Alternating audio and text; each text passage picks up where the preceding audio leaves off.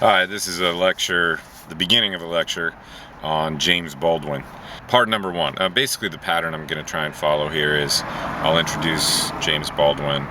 I'll try and list off basically the claims that I think he's making, the points that he's making, and then I'll separate out as a different set of things the recommendations that he's making.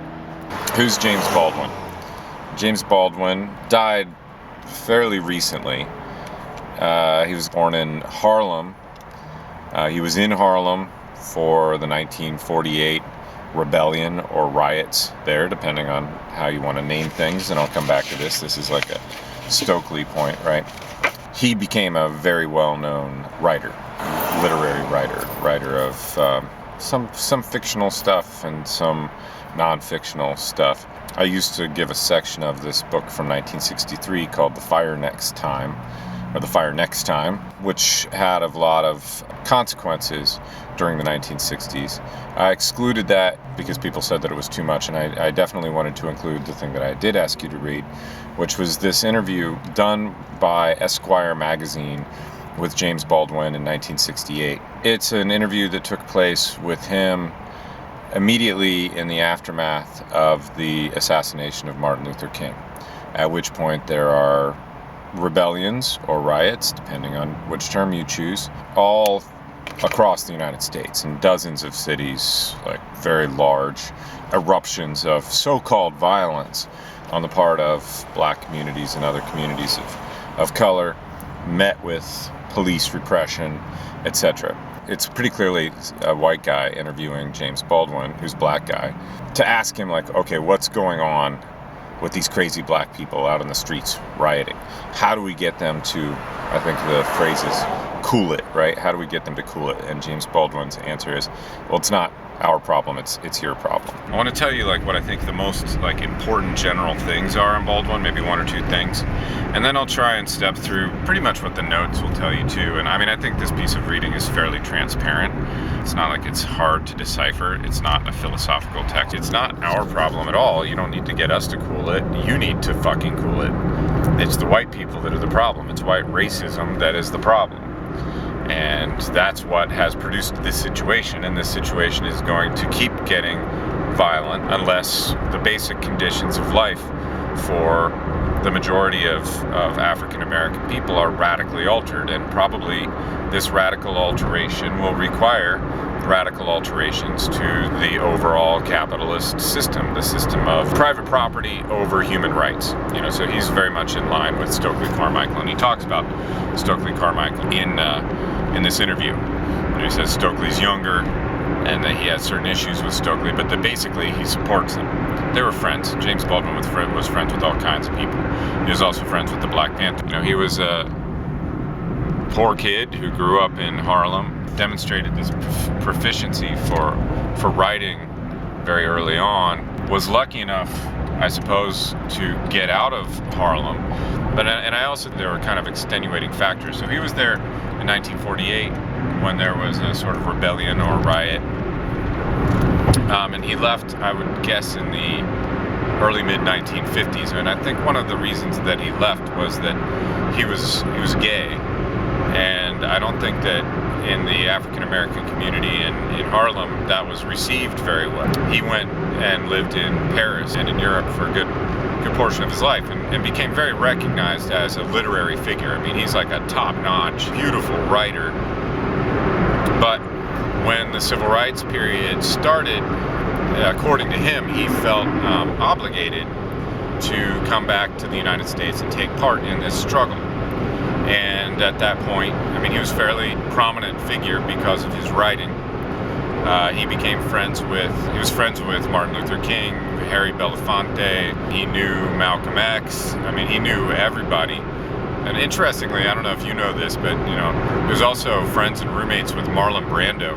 Marlon Brando was hanging out with Black Power folk from beginning to end. And once in a while, you find an interesting, committed white guy who then becomes the Godfather.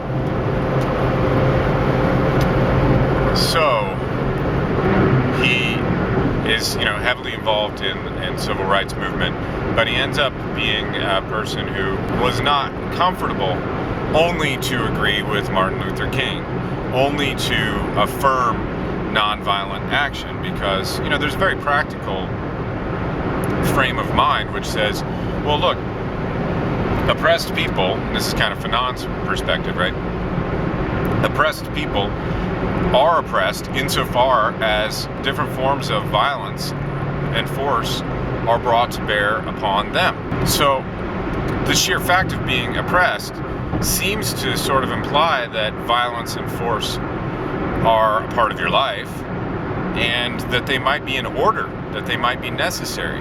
If you are the recipient of violence, doesn't the question of self-defense become a central one?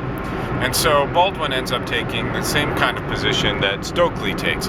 From an outside perspective, these proponents of black power are caricatured, I suppose, as pure lovers of violence, people who are recommending total destruction and murder. And this is not true at all. Carmichael, James Baldwin, more, they're just like really troubled. They don't think, for one thing, that there needs to be, probably this changes with Stokely through time, but for the most part, these figures don't think that there needs to be a large military revolutionary organization that is going to take over the United States government. In this respect, they differed with the Black Panthers, and I think there's probably only there's a period of the Black Panther Party's history in which that was a seriously contemplated objective. But a figure like James Baldwin, that's not what they're thinking about. What they're thinking is, look, ghettos are real, oppression is real, racism is real, being stuck in the lowest possible position until you die, and knowing that the same thing is going to happen to your kid, that's real. And so it would be nice to think that just being Christian and charitable and meek and turning the other cheek, and basically, I think like the nonviolent agenda, if you wanted to caricature that, it's basically like, well, we're just going to out-moral our enemies. We're going to be more moral than they are, and somehow that's going to make us win. But for a pragmatically minded person, for an intelligent person who is accustomed to tell the truth, and I think, Stokely Carmichael, Angela Davis, James Baldwin, Assata Shakur are people who, they did a lot of work to be able to speak truth, to be able to speak clearly and say how things really are. If you are that sort of person who wants to say what the ghetto really is like, what oppression really is like, what racism really is like, then that idea that you can just out-moral your enemy, if you just be way, more ethical than them, that's going to bring them to their knees, that sounds like completely stupid. And in a way, I think it is. It's wishful to think that raw violence is going to be broken by moral behavior. That'd be great, I suppose, if the world were like that, but the position of somebody like James Baldwin is simply, but the world is not like that. The position of Frantz Fanon is, that's not reality. The lowest classes, the most exploited people in the world are kept exploited through the systematic use of force. And the systematic users of force don't really care if some organized bloc of the people they're oppressing get together and show that they have more spiritual prowess than their oppressors.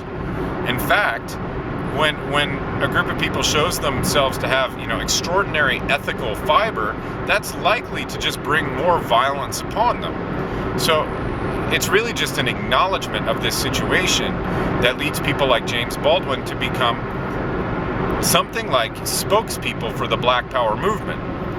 And what they're really saying is just like, look, we can't condemn the young people who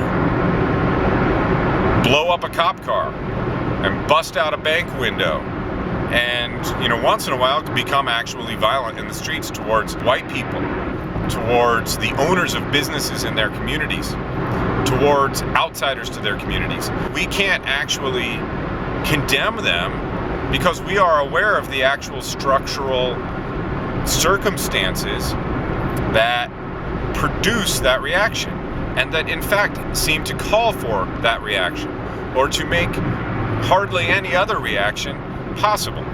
And so James Baldwin becomes one of the people who takes that position. And because he's so well known, because he's published so many beautiful books, because he's internationally recognized as a literary figure, because he's so well spoken, he becomes one of the key people who speak to the mainstream United States, to white America, who finds his way onto mainstream media in one way or the other.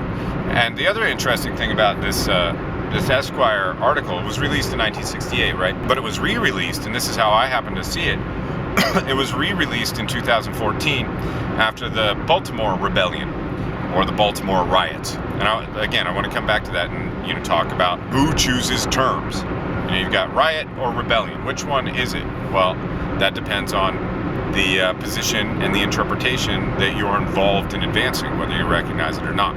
Okay, so that's who he is. There's a movie, and it's called I Am Not Your Negro, and that is research that James Baldwin was doing shortly before he died, has been compiled into a documentary, which covers a lot of the same period as the Black Power mixtape, but uses different footage and makes different kind of points. There's also a link to a video showing people in inner city Baltimore attacking police cars and stuff like this, with a voiceover from an old recording of Malcolm X talking about what causes rebellions and why, how ought we to understand them. So you should, if you're interested, check that stuff out. Okay, so what is it that Baldwin says in this interview? Remember, he's being asked, how do we get black people to cool it? And his ultimate answer will be like, it's not up to us to cool it, it's up to fucking you and he does have some recommendations that I'll get to about what he thinks should be done and could be done. But I want to start with basic points that he's making. I think point number one is that there really is such a thing as the ghetto in the United States. And he gives us a defining characteristic of the ghetto, which I'll get to in a moment. But I think as nearly as central as this fact to the reality of the ghetto in the United States is the invisibility of these areas with food deserts, very poor housing, very bad education, drug epidemics, and so on. A key part of what that reality is its invisibility to white America. Its invisibility to so-called mainstream America. So we've got maybe two factors here. The first one, he says, and he's like, this is what explains these rebellions. This is what explains violence towards property. This is what explains attacking cops and attacking banks and all that sort of stuff. What leads to urban rebellions, like the Watts Rebellion in 1965, like all these rebellions in 1968 after the killing of King, is the very nature of life within these poorest and most racially concentrated and downtrodden portions of the United States. And that is the feeling, the honest and realistic feeling of people living in such a circumstance that it is never going to change. It's never going to be different. You might be able to endure it today. It might be fun tomorrow with your friends. But as time goes on and it becomes clearer and clearer that while for white America there is a future, for white America there is a career, for white America there is promotion and advancement and the building of a family, and probably this is all being ripped away from white America too, as everybody becomes proletarianized and as decision making and power passes more and more to the 1% and the 1% of the 1%. But at least comparatively, there's a lot more possibility if you grow up in the suburbs than if you grow up in the ghetto. It's that realization. It's not just like a pessimistic sentiment, but it's realistic assessment, an intelligent assessment that for us here in this place, nothing is ever going to be any different. Nothing will ever be any different. And this is sort of how Fanon talked about the colonial circumstance too, that in Algeria, for example, the Europeans make history, they have history, things are changing, they're involved in progress, technological development, capital endeavors. Their kids can expect maybe to have a better life than their parents. You know, that's the white world, that's the Euro world.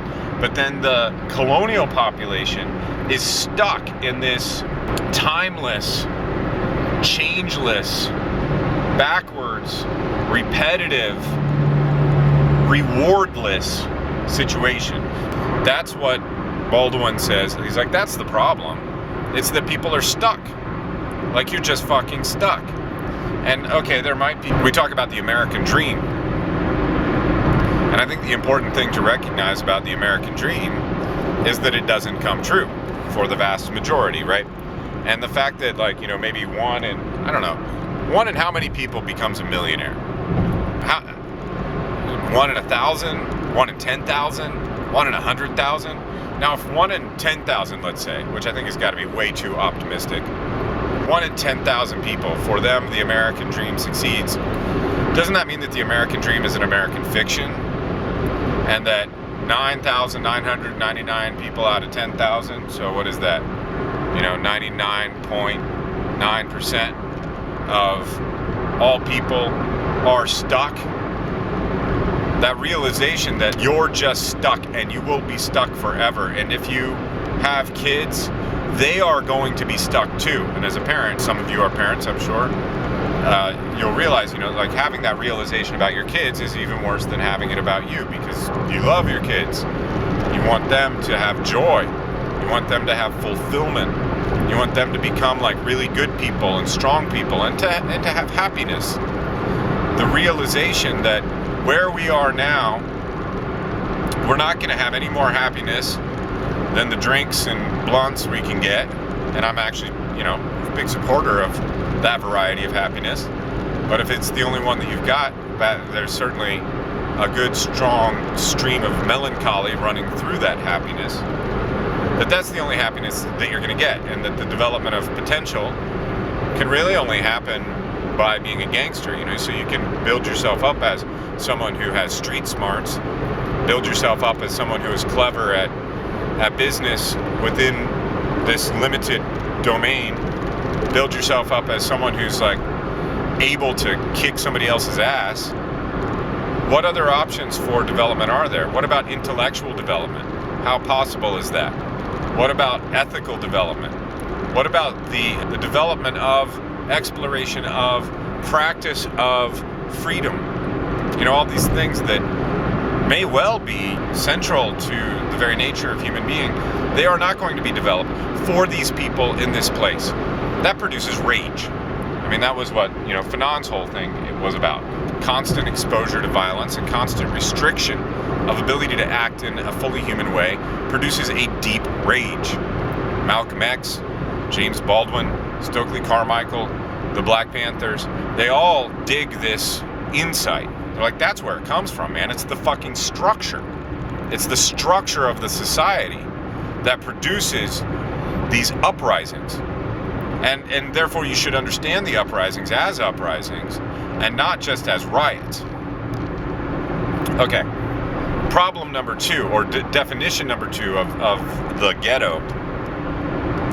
Not only are there really untold numbers of people stuck in situations like this, knowing that in all likelihood they will never go anywhere and that it's not their fault. At the same time that that's happening, then there's this whole mainstream media system. There's all these people living in the suburbs. There's the people living in middle America. There's all these people who just don't get what that urban ghetto reality is.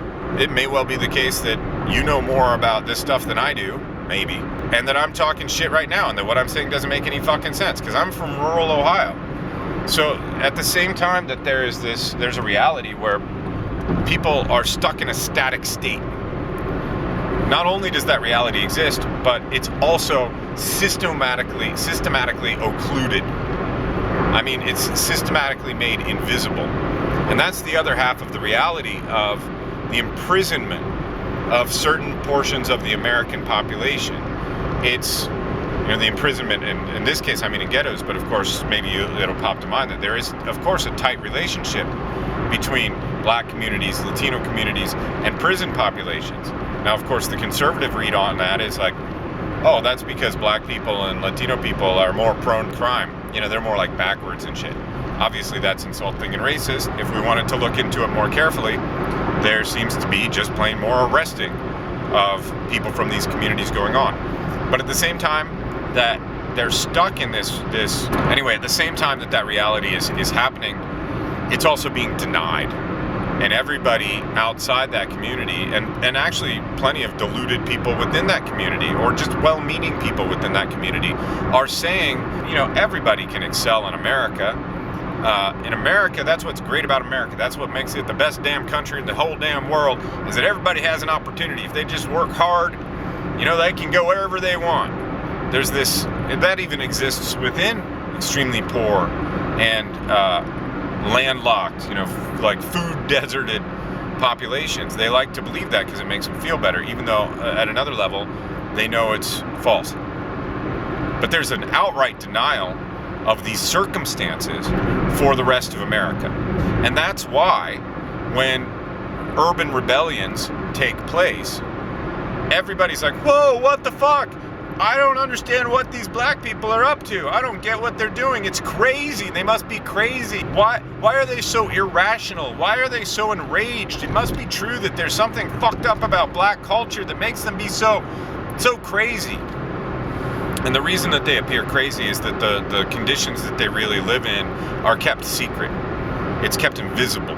Okay, let's see, what's the next thing? Let's talk about the difference between riot and rebellion. Here I'm simply returning really to Stokely Carmichael.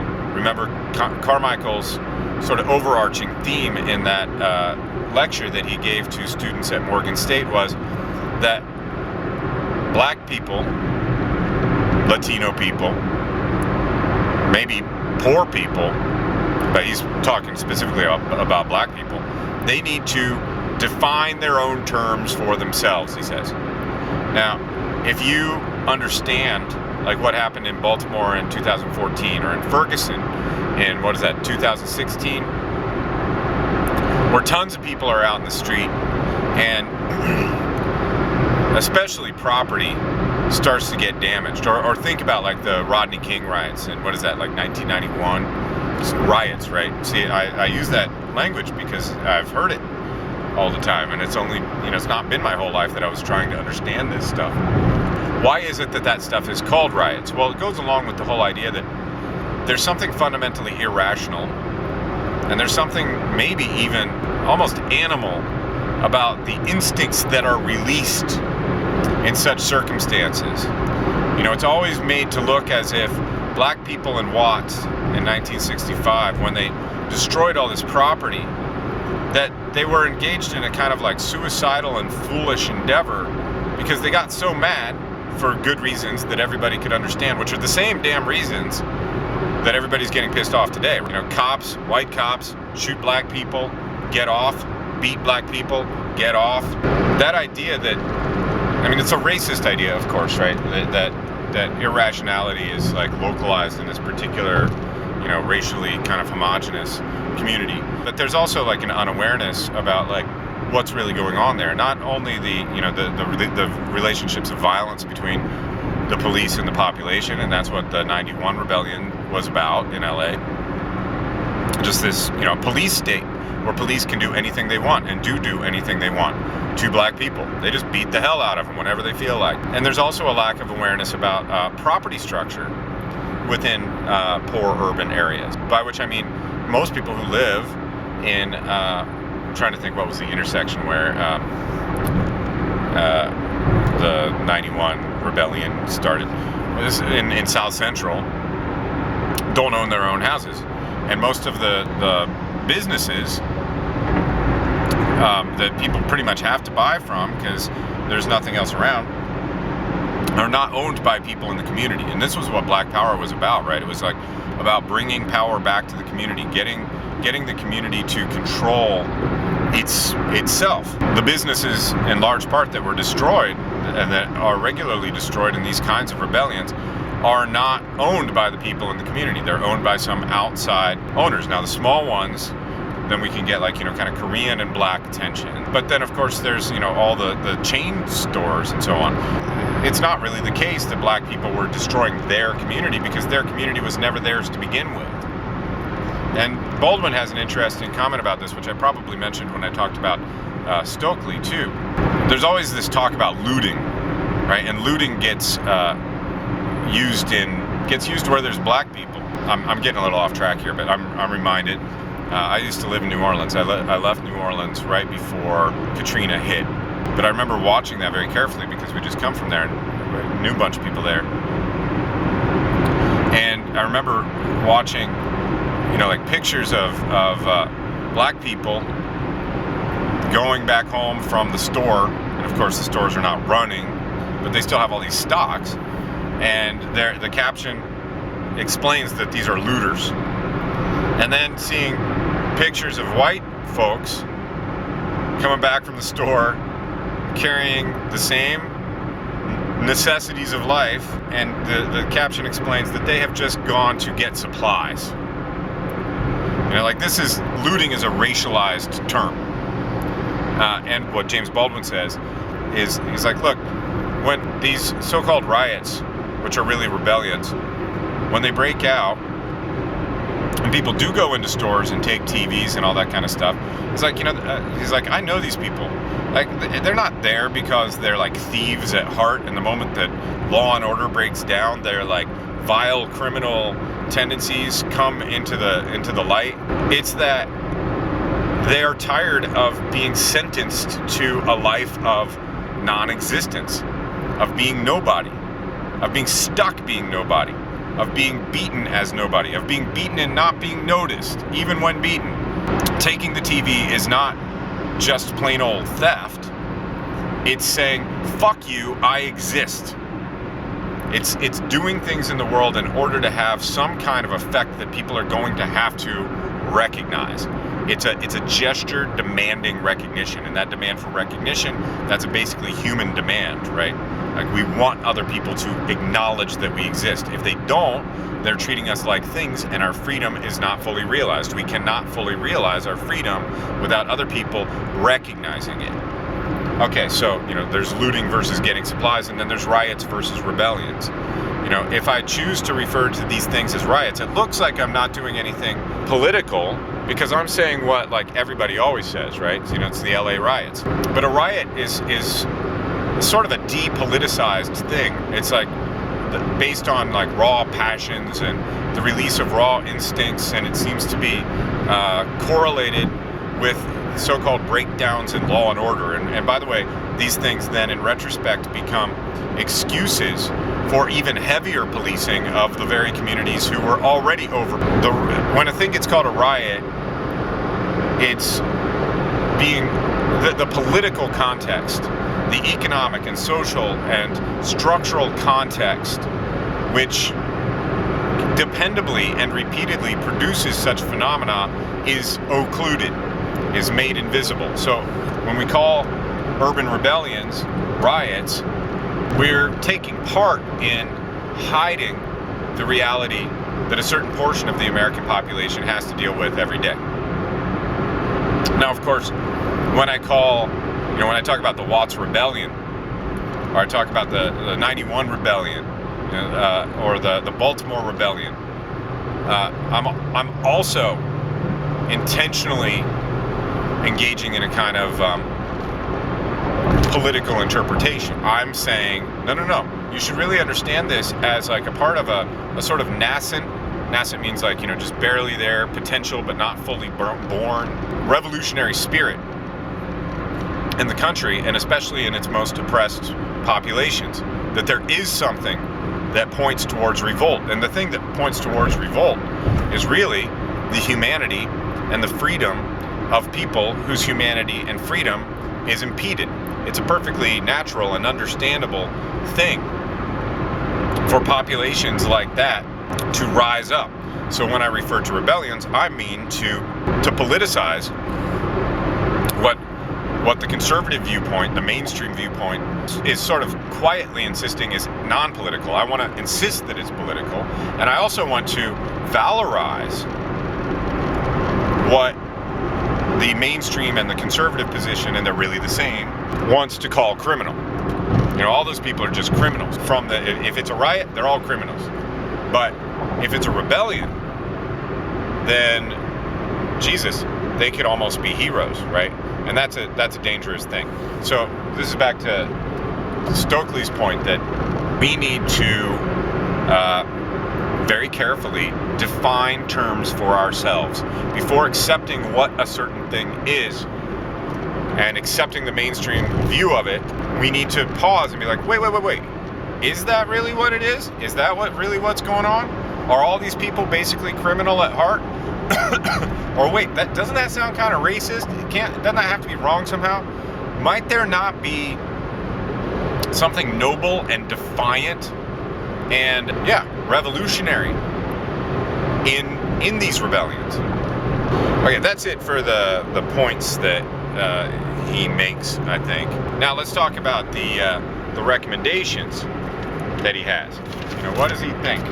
Actually, I was going to say at the beginning, you know, I think the main thing that James Baldwin is getting at in this very interesting interview is this fact of making things invisible that is so central to American ideological consciousness. It happens in schools, right, where like the Columbus genocide is presented as the age of discovery. And this is true about high school textbooks, and it's true about junior high and elementary school textbooks. They systematically hide what really happened here. And so Americans, these mainstream Americans, the ones who really believe in patriotism and we're the best damn country in the world and all that, and that's nonsense, by the way. Like, what the fuck does it mean that we're the best damn country in the world? Like, what does that even mean? Before even, like, looking at your criterion, which I can certainly challenge, like, one after the other, what does that even mean? Like, you know, why do we have to talk about being the people who is, you know, all of us, unless we, like, you know, are lucky enough to stumble across a situation that gives us thought, or a class that makes us think, or something. Those people are allowed to live as if nothing about this country, nothing about its practices, nothing about its layout, nothing about its power relations, nothing about its class relations is really wrong. Now, nothing's, you know, this view says nothing's perfect, but we're always getting better, by God. We love progress. And what has to take place in order for that view to prevail is that everything else has to be hidden. This is what Baldwin says. He's like, you know, the fundamental crime of white America is that it participates in destroying, how does he put it, hundreds of thousands of lives, and it doesn't know that it's doing it, and it doesn't want to know that it's doing it. So these lives are in the American ghetto, and they are also in all the territories where American war-making and American corporations supporting violent dictatorial proxy governments deliver violence to a working population. I mean, when you read Guevara will say that, you know, the United States is the head of evil on the planet. Americans are involved in destroying hundreds of thousands, or I would say even millions of lives, and yet we don't know it, and we don't want to know it. And what Baldwin says is, like, it's the ignorance that constitutes the crime. Because were we willing to be honest people at all? Were we really to, like, look at any portion of this system, the situation in the ghettos, the situation in the third world, the situation in wealth inequality, the situation in the privatization of everything, if we were willing to be honest for a moment, we would encounter this, like, brick wall of sadness and horror about who we have been and who we still continue to be. And so what Baldwin is really calling for in this respect is, like, white America needs to face up to who it really is. Admit what it has been historically. Admit what role it plays in the whole world. And of course, this is contemporary with Vietnam, right? So at this point, we have just massive carpet bombing of Cambodia, of in Vietnam. Like millions of people are being killed by us, and the people who were causing to do the killing are in large part from the very lowest classes, and a whole lot of black and especially a whole lot of Latino people are taking part in the American military effort, killing all these people, never being quite sure who the enemy is, dropping napalm bombs on whole villages. We're engaged in this, and yet we will not admit what we're engaged in. So what he's calling for is a slap in the face to mainstream America. We got to actually realize where we're going, where we've been, what the fuck is happening. And if we did that, we would no longer be surprised about these rebellions. We would no longer be surprised, and maybe we wouldn't even call them riots anymore. Maybe we wouldn't call those people looters anymore. We would recognize just what we've been involved in. He also gives some interesting definitions of whiteness and blackness in this interview. He says, whiteness is an attitude, and that attitude has to do with thinking, oh, I'm part of like a normal culture, doing normal shit in a normal world where everything is like happening okay for me, and I don't really have that much problem with cops. And this is you recognize this from like maybe other classes you've taken that talk about racism, right? What is whiteness? Well, whiteness is kind of like a hall pass. Whiteness is constructed as the absence of race, and then everybody else is racialized because they're constructed to look different than this alleged normalcy thing, which is whiteness, right? And he's like, so whiteness is an attitude, and that gives me a little bit of hope, right? Because he says some people with white skin can talk fine to black power people, right? Like Marlon Brando hanging out with the Panthers, and that's because they don't think of themselves as white, because they think of themselves as people, and they think of black people not as black, but as people. That's a simplification, I suppose. Interestingly, he's asked then, he's like, well, okay, so if whiteness is an attitude, is blackness an attitude too? And Baldwin's like, no, blackness is not an attitude, and that's important for challenging the sort of commodification of black culture in contemporary America. Blackness is not just a way of talking. It's not just like a style. It's not just like, linkage to a certain history of music or whatever. He's like, no, blackness is a condition. And the difference, of course, is that as a white-skinned person, if I stop being a fucking asshole and denying the reality that I live in, then this attitude can sort of pass away, and probably it will return all the time, right? So it's not like I get to be pure as the radical professor here. It's not like I fixed myself and like my whiteness doesn't like become a problem ever, because it reasserts itself all the time, right?